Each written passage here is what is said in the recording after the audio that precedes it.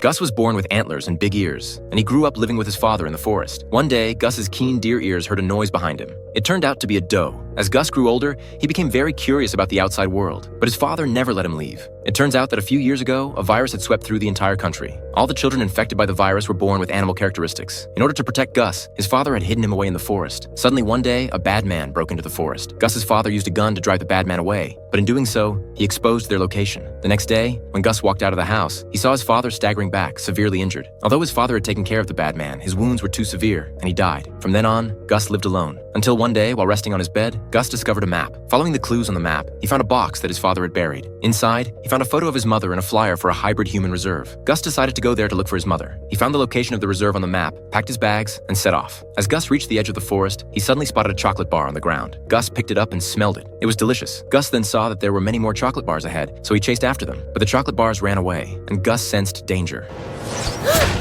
Gus narrowly dodged an attack and quickly hid in the shadows to observe. He realized it was a hunter. Just as Gus was about to fight back, he was caught by another hunter behind him. Gus struggled desperately to break free, and the hunter raised his crossbow, ready to strike. At that moment, Gus backed away in panic and suddenly stopped. Looking up, he saw a muscular black man holding a gun. This movie is called The Boy with Antlers. Due to copyright reasons, the story can only be told up to this point. If you're interested in the video, you can watch the original movie.